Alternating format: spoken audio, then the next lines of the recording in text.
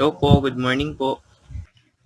So, good morning po sa ating lahat. So, ito po, ngayon po, Tuesday po ngayon, ay pagpalit po sa akin si Yaga. So, siya na po yung Thursday dahil may lakad daw po siya ngayon.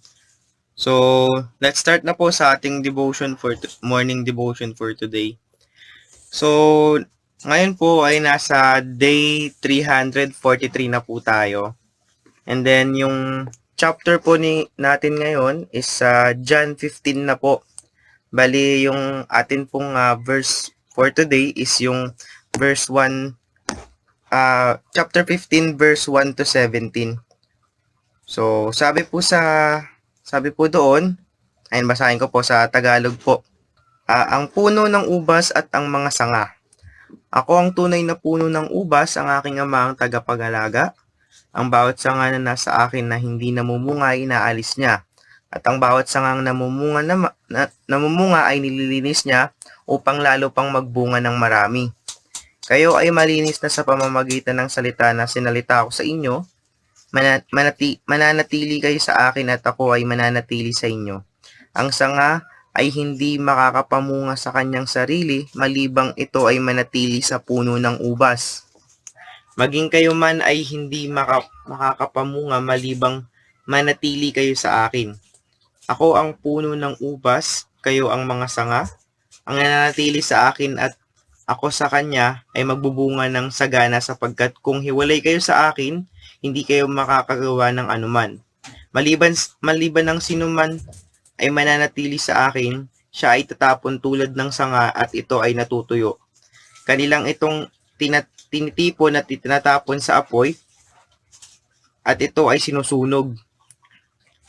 Kung kayo ay mananatili sa akin at ang aking mga salita ay mananatili sa inyo, hingin ninyo ang anumang inyong ibigin at ito ay mangyayari sa inyo. Sa ganitong naluluwalhati ang aking ama na kayo ay magbunga ng sagana at kayo ay magiging mga alagad ko. Verse 9, kung paanong iniibig ako ng ama ay gayon ko rin kayo iniibig. Manatili kayo sa aking pag-ibig, kung tutuparin ninyo ang aking mga utos, mananatili kayo sa aking pag-ibig. Tulad ko, tinupad ko ang mga utos ng aking ama at nananatili sa kanyang pag-ibig. Ang mga bagay na ito ay sinabi ko sa inyo upang ang aking kagalakan ay mananatili sa inyo. Gayon din naman ang inyong kagalakan ay malubos, ito ang aking utos. Kayo ay mag-ibigan sa isa't isa gaya ng pag-ibig ko sa inyo. Wala nang higit pang pag-ibig kaysa rito ng isang tao ay mag-aalay ng kanyang buhay para sa kanya. Buhay para sa kanyang mga kaibigan. Kayo ay aking mga kaibigan kapag ginawa ninyo ang anumang inuutos ko sa inyo. Hindi ko na kayo tinatawag na mga alipin sapagkat hindi alam ng alipin ang ginagawa ng kanyang Panginoon. Sa halip ay tinatawag ko kayo mga kaibigan sapagkat ang lahat ng narinig ko sa aking ama ay pinapaalam ko sa inyo. Hindi ninyo ako hinirang, ngunit ako ang humirang sa inyo at nagtalaga sa inyo. Ang dahilan ay upang kayo ay humayo at mamunga at ang iyong bunga ay manatili at anumang ang iyong hingiin sa aking ama ay pangalan ko ay bibigay niyo sa inyo. Bibigay niya sa inyo. Ang mga bagay na ito ay iniutos ko sa inyo upang kayo ay mag-ibigan sa isa't isa. So, let us pray po. Yes, Heavenly Father, Lord, maraming salamat, Lord, muli, Lord, sa panibagong araw, Lord, na pinagkaloob mo sa amin, Lord, sa bagong pag-asa, Lord, sa opportunity, Lord God. Lord, bless us, Lord God, for this day, Lord God, upang mabigyan mo kami, Lord God, ng karunungan, Lord, ng pang-unawa, Lord God, upang maintindihan yung message mo sa amin for this day, Lord. And Lord, give this words, Lord God, na tumagos sa aming mga puso at isipan upang ma-encourage kami, Lord God, kung ano ba talaga yung purpose namin, Lord God, at kung ano ba talaga yung will mo sa buhay namin. Yun ang palagi naming unahin, Lord God. May pray, Lord God, sa conviction, Lord God, ng Holy Spirit for this day and for every day, Lord God. Lord, we repent, Lord God, sa mga kasalanan, Lord God, na hindi pa namin nagagawa at gagawin pa namin, Lord God, hindi namin sinasadya, Lord God. Lord, Lord, bigay mo itong salita mo, Lord God, sa amin upang ma-encourage kami, Lord God, sa araw na ito at sa mga susunod pang araw na magawa namin, Lord God, yung will mo sa buhay namin, Lord. Yun lamang po, Lord, in Jesus' name. Amen. So, ayun. Ayun, sa Tagalog ko na po binasa para medyo mas malalim po yung mas maintindihan po ng karamihan sa atin. So, yun. Sabi po dito sa title pa lang po, The True Vine. Yun nga, wala pong sinabi na po agad ni Jesus in this verse na walang kakuhenta-kuhenta yung yung yung sanga kung hindi siya nakakonect sa vine. So, konting background lang, konting context lang po netong chapter na to or netong verse po na binanggit ko sa inyo. Isa po ito sa 7 IMs of Jesus. So, meron po kasi siyang 7 IMs before po siya mawala. So, sinabi din po sa na research ko, this is a Jesus farewell discourse to his disciples. So this time kausap niya po yung mga disciples. And then inire-remind niya or kino-command niya tong mga disciple on this time na kung ano ba talaga yung pinaka-purpose nila at kung ano yung dapat nilang i-spread at kung ano yung kailangan maging effect nitong mga disciples sa ibang tao. And then kung paano sila magiging fruitful and kung paano nila magagawa ng paraan na hindi ma-discourage or magpatuloy sa paggawa ng bunga. So, ayun po. Sa background po kasi nito, so yun.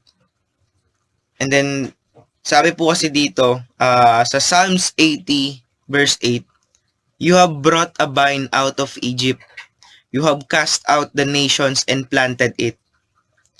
So, ayun po yung supporting verse na katunayan na pinalayan na itinanim ni Jesus yung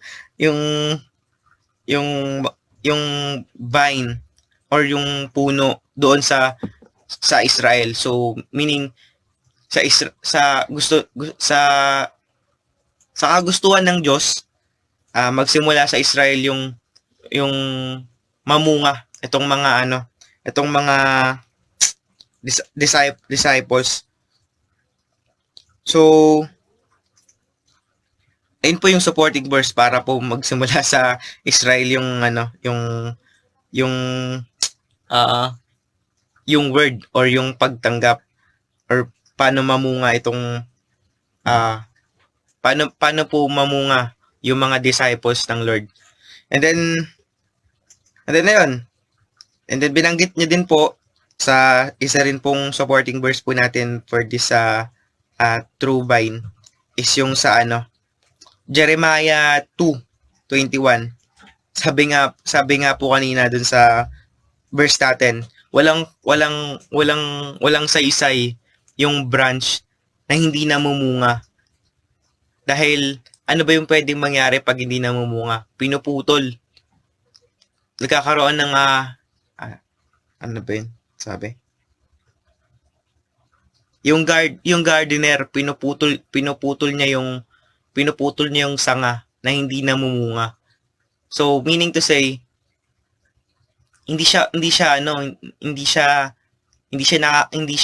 magandang tignan or baka nakakagaw lang ng nutrition itong hindi namumunga doon sa branch na namumunga.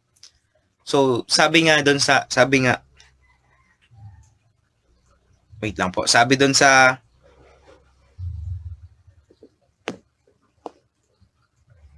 sabi po doon sa verse, walang branch na namumunga ng sarili na hindi nakakonect sa vine. So kaya sinabi po doon sa Jeremiah 2:21, ginawa pong example to. Wait lang po, sorry. Ito. Sabi po doon, Maganda ka noon ng aking itanim mula sa pinakamalsog na binhi ng ubas. Tignan mo ngayon ang naging buhay mo. Para kang ubas na ligaw, nabubulok ang bunga, at walang pakinabang. So imagine yung sinabi na pakinabang. Ano ba yung pakinabang ng branch na mamunga? So as a gardener, syempre, mas gugustuhin ng gardener yung mga branch na namumunga kaysa sa hindi namumunga. So, syempre, ayun po yung gustong iparating ni Jesus dito sa kanyang mga disciples na nakikinig sa kanya on this time or on this scene dun sa Bible. So, ayun, simple lang, So yun, simple lang naman po yung dapat mangyari. Jesus wants lang naman po doon sa mga disciples to continue or to spread sa ibang souls na hindi pa nakakatanggap or nakakilala sa Diyos. So ayun po, the main goal is to have fruits doon po sa bawat branches. And then eto, meron po ako nakita na sinabi po dito, ayun, yung main symbols and their meaning. So yung vine, sabi po doon, yung vine is si Jesus, our life source. So and then the branches is the true believer. So tayo po yun. Tayo po yung branches. And then the gardener is the God of Father. So binanggit naman po ito sa verses, pero ito may nakabukod po akong notes. So sabi po dito, yung sign na yung branches is fruitful, or yung fruit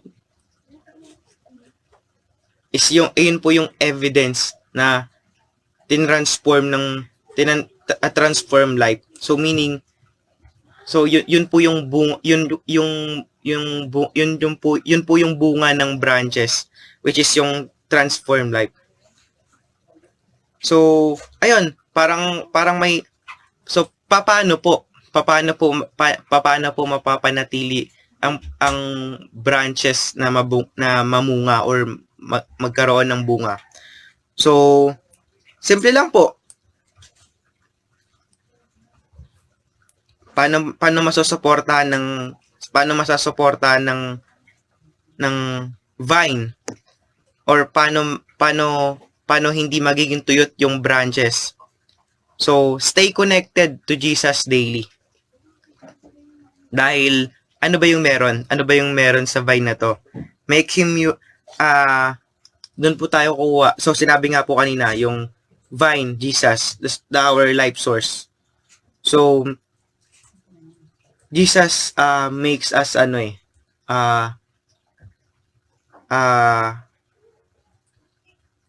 ayun, yung mapalakas or maging masustansya yung branches if ever na kukuha ng nutrients yung branch doon sa vine mismo. So ayun po yung simple na pwedeng mangyari para maging fruit, para pagkaroon ng bunga yung branches na to. So maging connected, or always stay connected to Jesus daily, para daily din nakakakuha ng nutrients, and then nakakuha ng lakas yung branch para mamunga or magkaroon ng bunga. So ayun. So binanggit ko na rin yung fruit. So yun po yung branch, yung fruit, yung evidence na talagang nagkaroon ng bunga yung branch. So if ever na he truly believe na yung si Jesus yung kanyang source of life. So ayun, paano ba maging, and then ito po yung isang na-notes ko dito is paano mapanatili, paano ma-maintain yung pagkakaroon ng maging mabungang sanga or branch. So walk in obedience and trust. So parang parang nabasa ko po na faith is equal to obedience. Kasi yung faith is hindi mo siya matatawag na faith kung hindi ka nag-o-obey sa salita niya, sa mga promise niya. So, ayun. And then that builds faith, obedience, build trust din talaga kung paano ka mag-trust or magtiwala doon sa kayang gawin ng vine or ng Diyos sa'yo. So, ayun, isa pa dito, binanggit doon sa last verse. Wait lang po Ayun. Ang mga bagay na ito ay inuutos ko sa inyo upang kayo ay mag-ibigan sa isa't isa. So, ayun, sabi po doon, simple lang po. Mag-ibigan sa isa't isa. Paano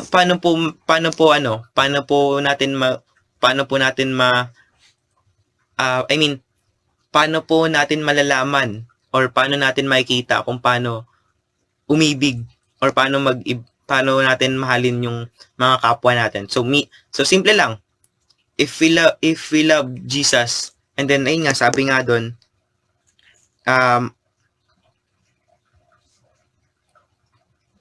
wala nang higit pang pag-ibig kaysa rito. So, sabi po sa verse 12, ito ang aking utos, kayo ay mag-ibigan sa isa't isa gaya ng pag-ibig ko sa inyo.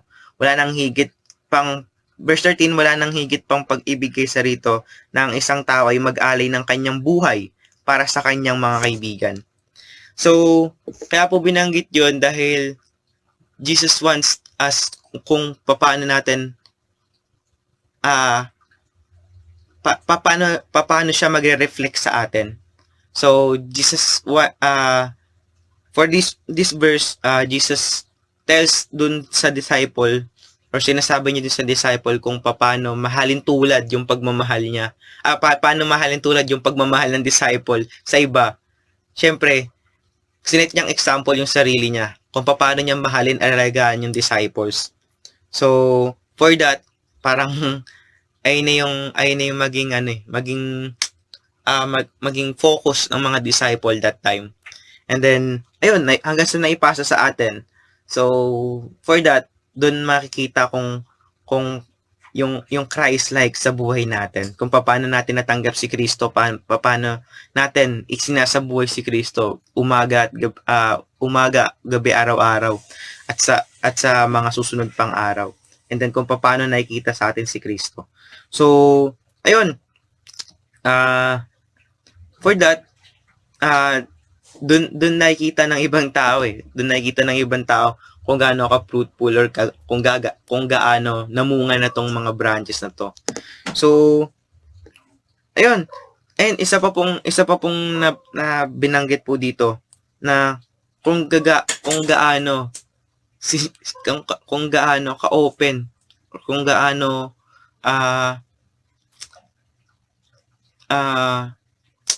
kung gaano kamahal ni Jesus yung mga disciples na to.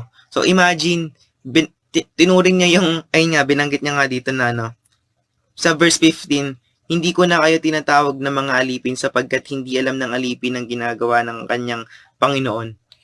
So, ayun. Kung gaano natin naintindihan yung relationship natin kay Jesus, doon din nagbubunga or doon din nakikita yung buhay natin kung naka-align ba talaga sa kanya or siya ba talaga yung pinipili natin sa ating puso at isipan. And then ito po yung and then ayun Tas sabi nga po doon sa ano, sa yung remain in Him. Wait lang po ah. Anong verse po ba yun? Wait lang po. Hanap ko lang po. Naglalag po kasi yung cellphone na gamit ko. Wait lang po ah.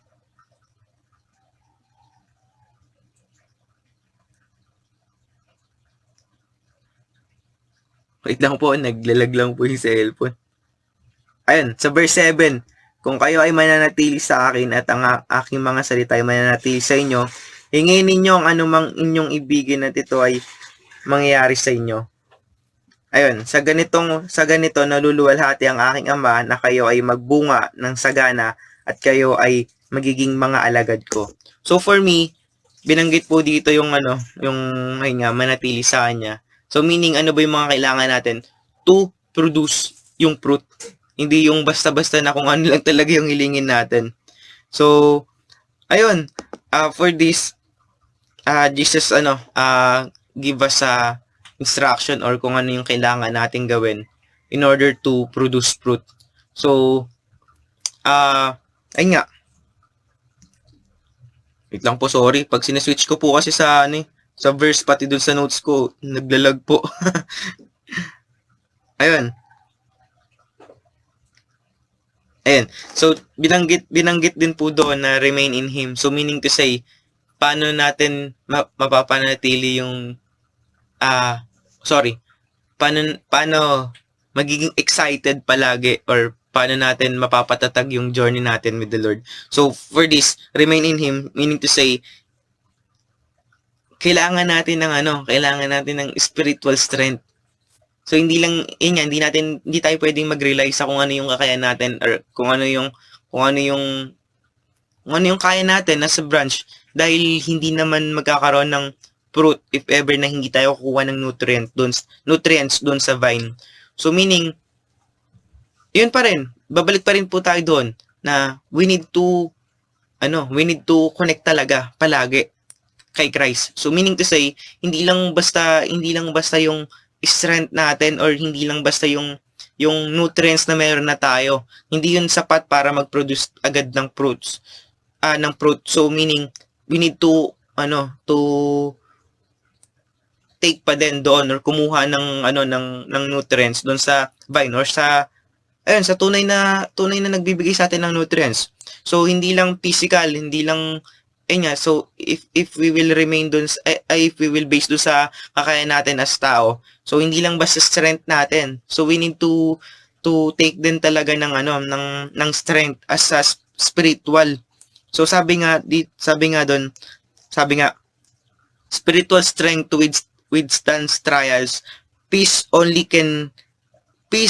He can give God's joy in every circumstances. So meaning na kailangan pa rin natin ng spiritual strength na galing dun sa vine. Hindi lang basta yung nutrients na tinitake natin. Hindi tayo makapag-produce ng fruit kung halimbawa sa isang araw, sa isang linggo, isang beses lang tayo kuha, hindi magiging maganda yung bunga or hindi magbubunga ng malaki or ng masustansya yung branch kung isang beses lang sa isang linggo kuha. So we need to take every day, araw-araw, umaga, gabi. So kailangan nating mag-rely sa kanya. So ayun, sabi nga, so binanggit na naman dito yung joy. So God's joy in every circumstances. So ganun natin i-rely sa vine yung joy. Imagine God's joy na yung binanggit or God's joy na yung kailangan natin para lang mamunga or paano makita si Kristo sa buhay natin. So ayun lang naman po yung yung pinaka devotion natin for today. So sorry pag binanggit ko po kasi ulit, magbabalik na naman po tayo doon sa nabanggit ko kanina. So ayun lang po yung ating verse po for today. So ayun, Main symbols, vine, Jesus, our life source.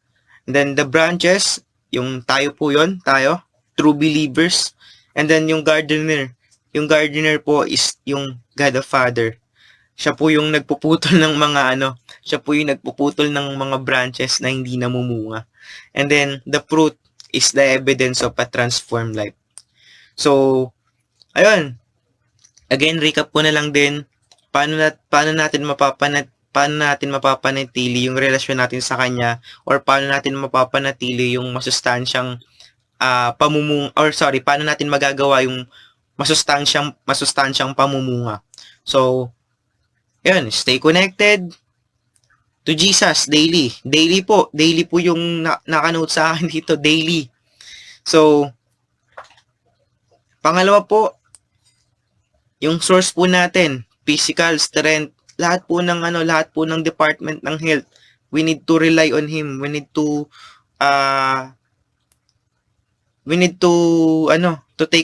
take a strength or no, yung nutrients na kailangan natin is dun sa vine. So, we need to go back Jesus always. And then, number 3 is yung paano ko mapapanatili yung pag-remain ko sa kanya is walk in obedience and trust, dahil yun po yung tunay na faith, or yun po yung tunay na ginagawa ng believer. And then, remain rooted in His word and love.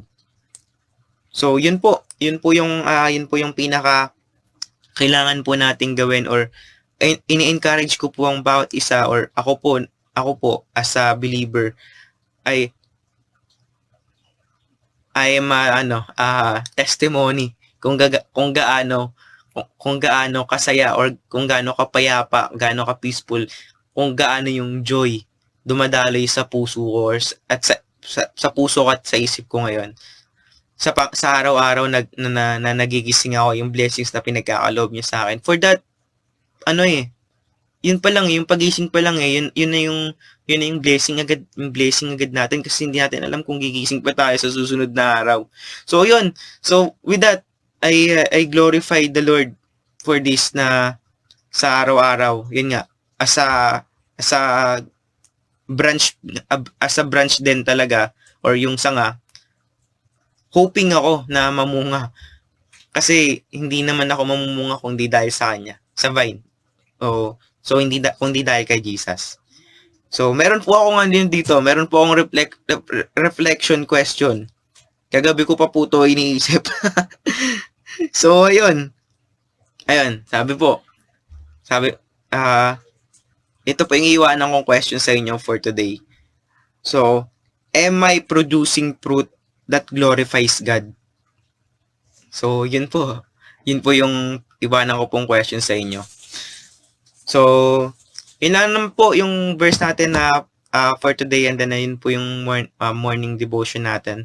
So, let us close na po with the prayer. So, pasensya na po kayo. Late po ako nakapag-devotion ngayon, and again, good morning. So, let's close this na po ng prayer po. So, let us pray. Yes, Heavenly Father, Lord, maraming salamat, Lord, again, Lord, sa salita mo, Lord God, sa